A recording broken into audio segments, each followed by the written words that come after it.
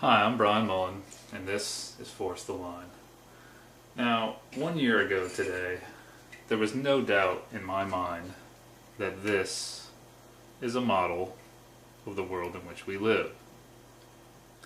Little did I know that a month later, I would stumble onto flat Earth theory, which sounds ridiculous when you first hear it. Flat Earth, the whole idea is, you're going to fall off the edge. We were taught in school that the silly ancients believed that the Earth was flat, and that Columbus sailed to America and basically proved that it was a ball. I mean, that's what I was taught as a kid.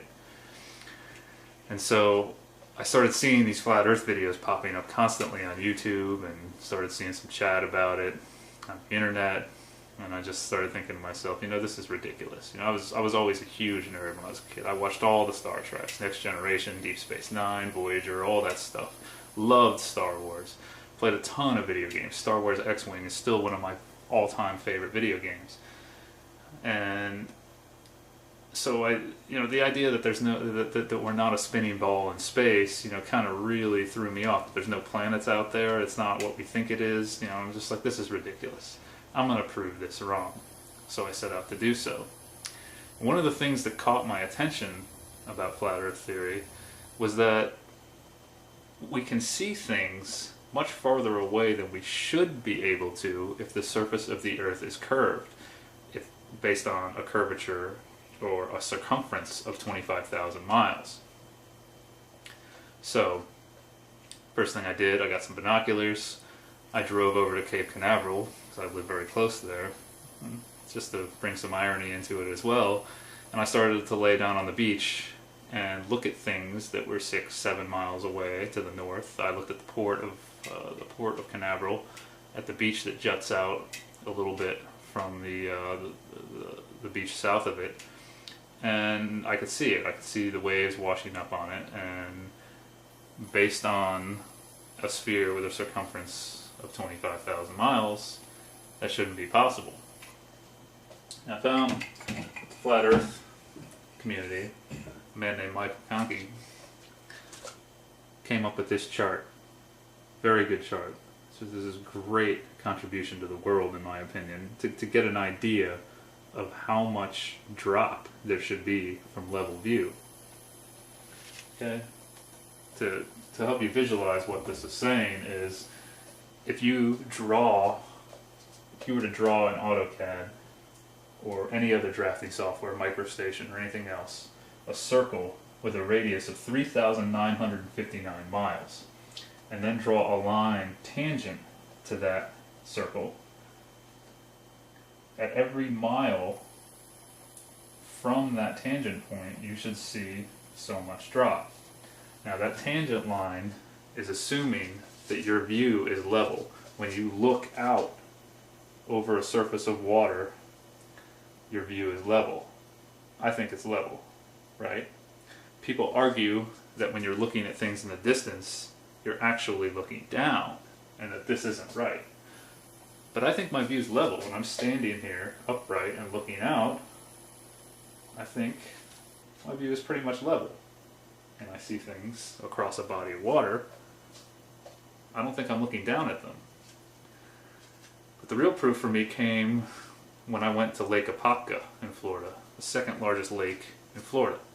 There are areas of the lake where there's an 8-mile stretch across. I took my telescope out there and I set it. I actually put the tripod in the water and I set the telescope about 3 feet above the surface of the water, and I could see the shore on the other side. And that doesn't make any sense, because when you look at the curvature chart, you can see that at 8 miles, there should be roughly a 42-foot drop, right? Almost 43 feet. Now, subtracting the height of my telescope, because it's above the water, take about 3 feet, roughly there should be a little under a 40-foot drop to the shore on the other side. But I can see it. I shouldn't be able to see it. There should be a curve of water in the way. This was the biggest problem I found. And then I started observing the sky. I had taken astronomy a few years ago, and I'd always questioned, I'd walk out of astronomy, I took it in the fall, and I'd walk out after class, after discussing galaxies and nebulas and all these things, and I'd just look at the sky and just like, where is this stuff? Of course, back then I just thought I needed a more powerful telescope or access to the Hubble, which I have questions of whether that thing even exists now. But I don't know. I couldn't prove it wrong. I couldn't prove flat Earth theory wrong. I thought it would be so easy to do, and it was actually very difficult to do.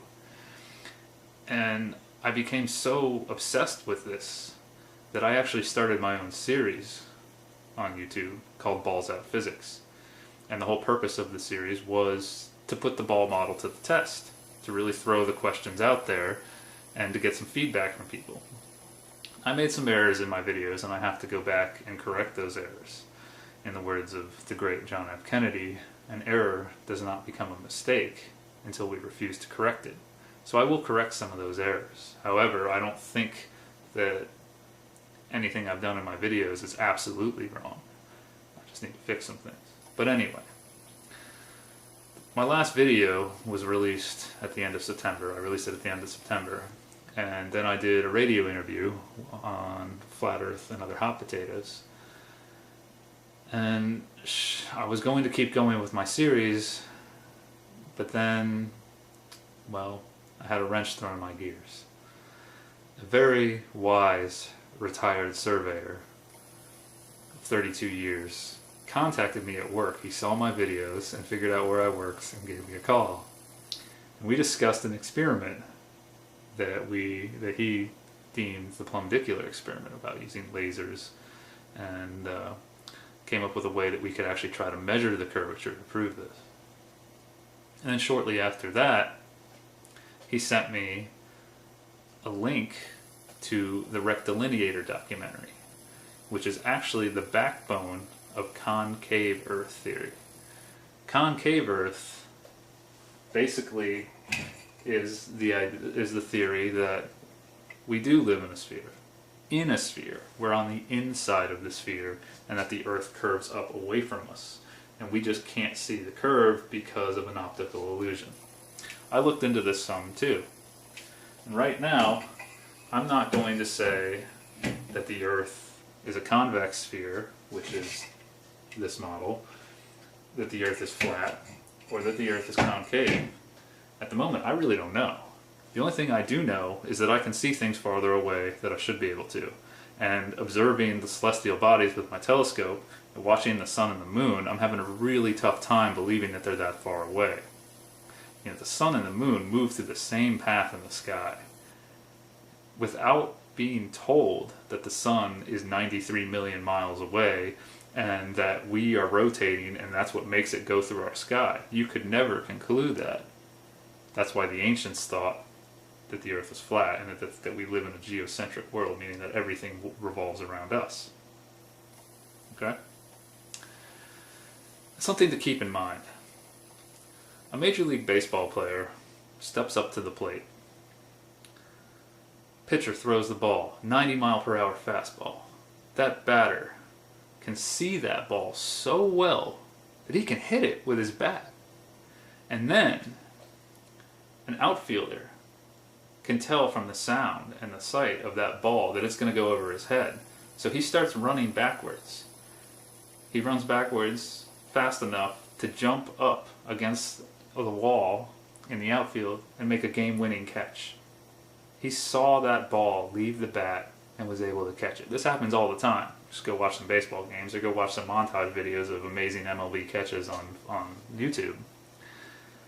Those same two players, observing the moon and the sun, would not be able to conclude that one is going around us and we are going around the other just from observing them. They have to be told so. People say our eyes trick us. We can't trust our eyes. NASA says this. All three theories, flat Earth, convex sphere, and concave sphere, are all saying that we are seeing illusions, or it's our perception, or there's vanishing points. Basically, we can't trust our eyes. But baseball players can hit baseballs.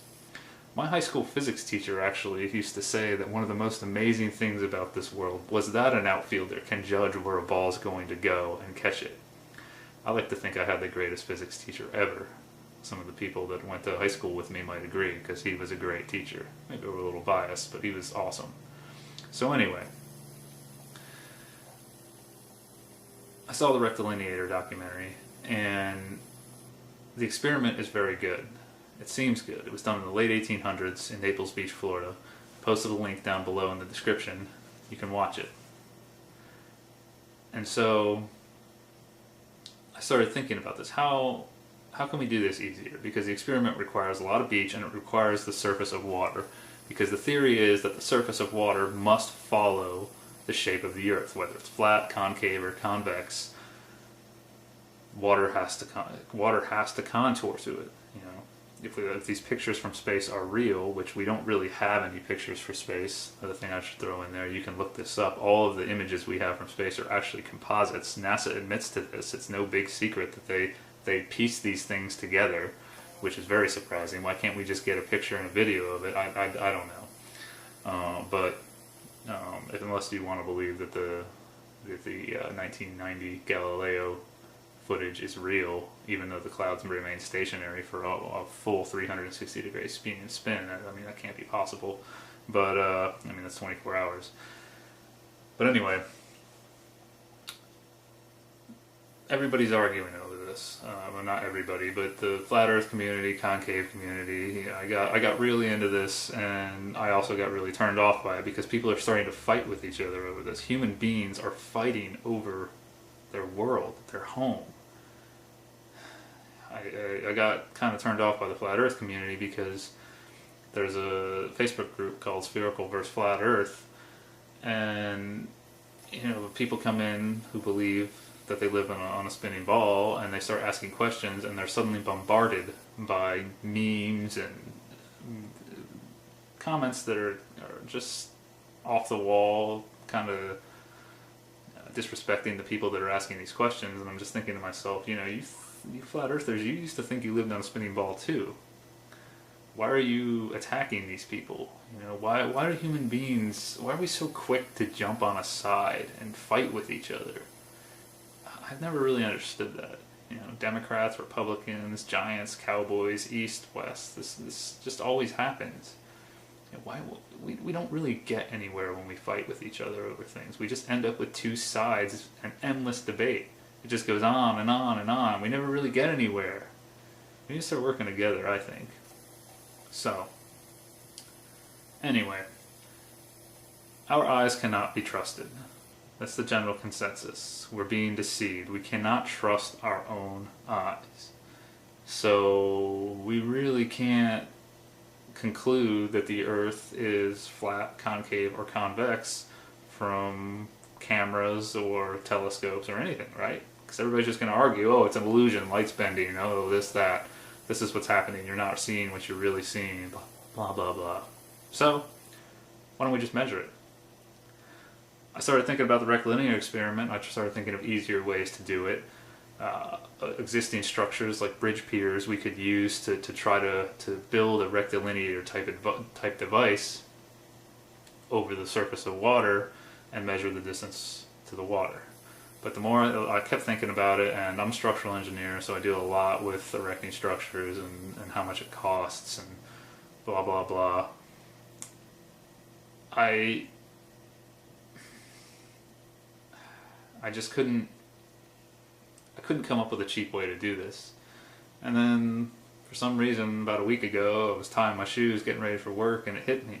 We don't need water. There's actually a very easy way to do this, and that's what I'm going to call force the line, or the force the line experiment. No offense to the Rectilinieator, but in this day and age that's not really a good name. People are going to make fun of the Rectilinieator for obvious reasons. So this is force the line. Here's my idea. What we do is we need 2 miles of relatively flat land, or it's easier if we use flat land. I'm thinking Oklahoma, Nebraska. Florida would work, but there's a lot of crap in the way in Florida. There's so much foliage here that we would need maybe we could do this under power lines, but who really wants to work under power lines?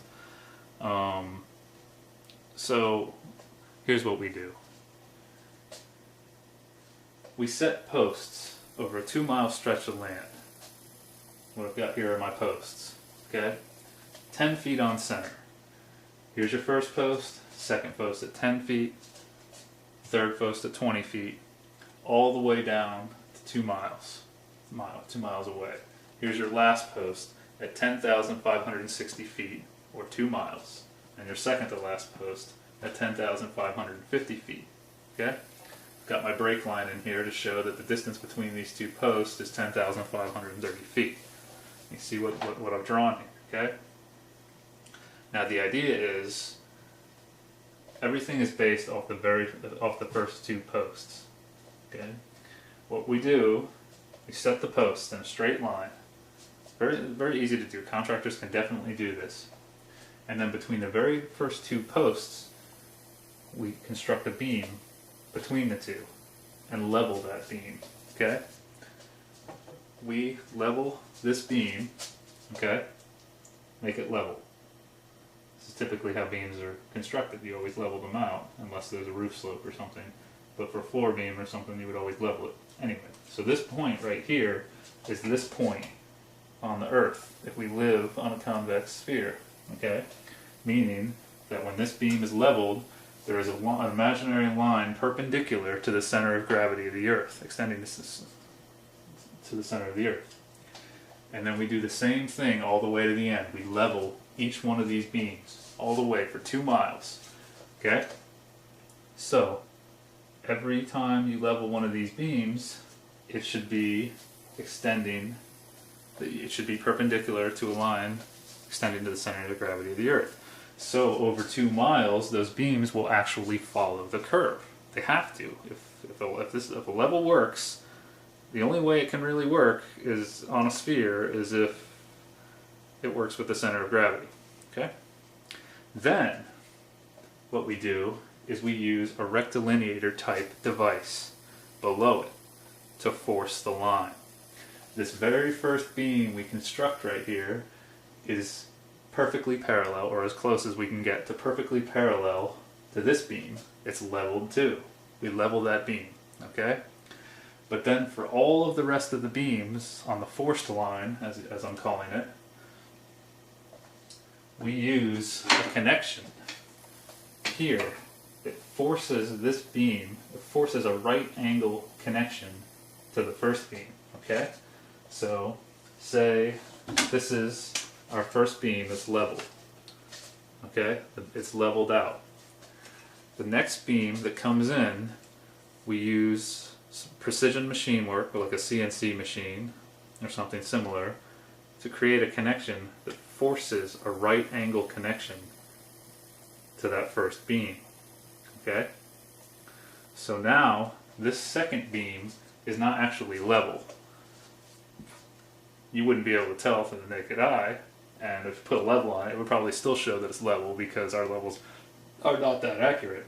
But it will stay in line with this beam, and we do that all the way down to the end.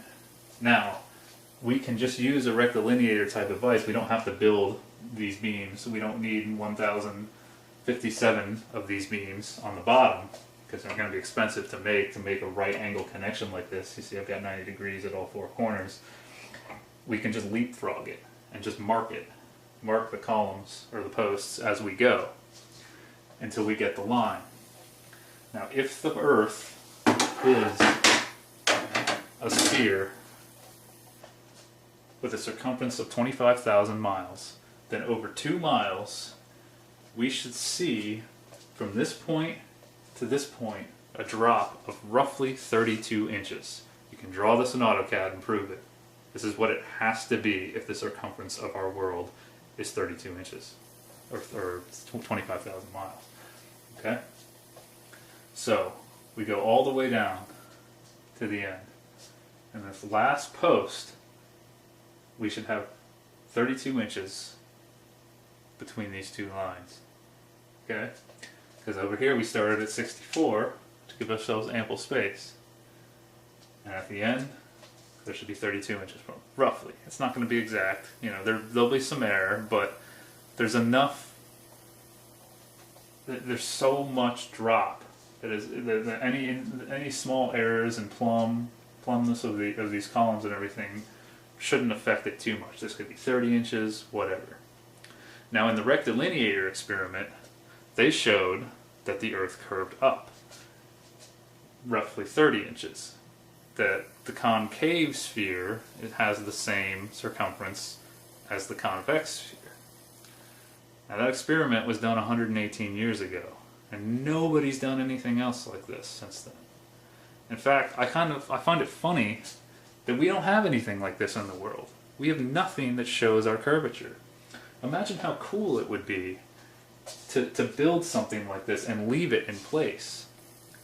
Oklahoma, Nebraska, you guys want some tourism? Build this.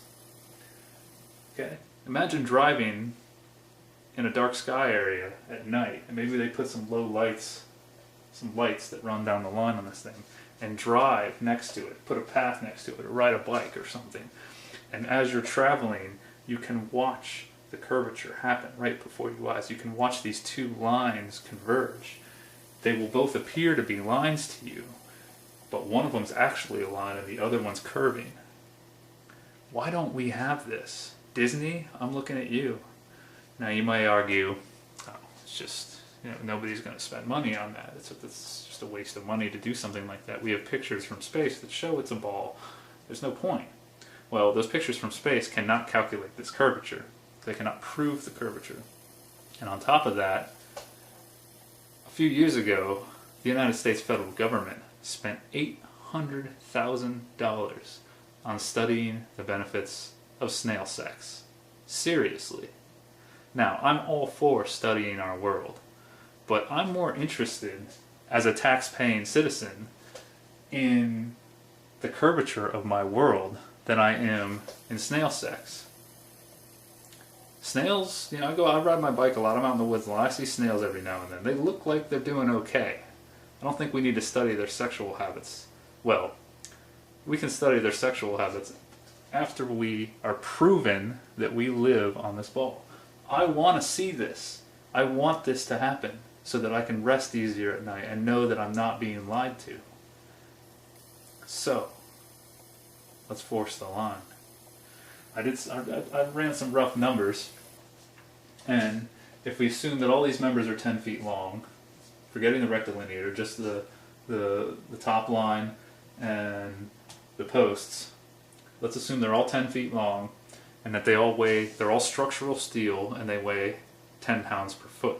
Now, since this is outdoors, we're going to want to hot dip galvanize all of these shapes. Hot dip galvanized structural steel runs about 3,000 Fed notes per ton, a ton being 2,000 pounds. So, adding all that up, we need 1,056 plus 1 posts, so 1,057 posts, and 1,056 beams. You get around $317,000. That's a lot less than what we spent on studying snail sex. And we could do this cheaper too if we put some serious engineering work into it. They don't need the structural steel members weighing 10 pounds per foot. That's very conservative. We could make it better than that, but I'm just throwing some numbers out there. And then we also have to build this rectilineator type device, which then you could throw another $100,000 in there for that thing, because it's going to take some very precision machining to build it. But we can do it. But who I'm really looking at is what about Disney? You guys have all that land south of Orlando. You've got Epcot Center that with the Epcot ball that shows us it's a small world after all. Show us how small it is. Why don't we have this? Why don't we have this? I don't know. Let's force the line. Let's stop arguing about what we're seeing and measure it mechanically. Let's find our curvature or no curvature. To be able to drive next to this and look up at the universe and shake your fist and say, hey, we're not so small after all. That's only 32 inches and 2 miles. What? We ain't that small, right? Are we going to see this? If we do this? I think this experiment would work. I've thought about this a lot. I don't think there's any real flaw in this. Please tell me if you see a flaw in it. But I think that this simple tool that we've been using for a very long time can show us the truth. Just a level. That's all we need, really. And of course, some precision machining to make the rectilinear type device. But simplicity is what's important. A simple way to measure the curvature. And we can construct these things all over the world. You know, Neil deGrasse Tyson is now telling us that we're not a perfect sphere as it appears from space, that we are an oblate spheroid, or more like a pear shape. Well, let's figure out how much of a pear we are. If we build these things across flat surfaces of land, I mean, you could do this in the mountains, you would just need really long poles. But if we built this all over the world, built these things all over the world and got our numbers and started comparing it and really kept building them over and over so we get really good at building them and improving the accuracy of the measurements, we could really get an idea of what our world is, of how much it curves. We could model it better. You know, globes probably, if it's an oblate spheroid as we're told, wouldn't be a perfect sphere like this. We'd actually be able to show where it's not a perfect sphere, because we've measured it, we've done it, if this is it. Now, if the Earth is actually flat, then starting at 64 inches here, you would end with 64 inches here. There would be no drop, it would stay the same.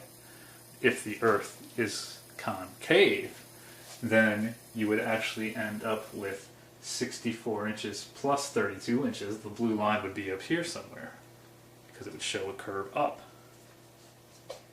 Very simple. Let's do it.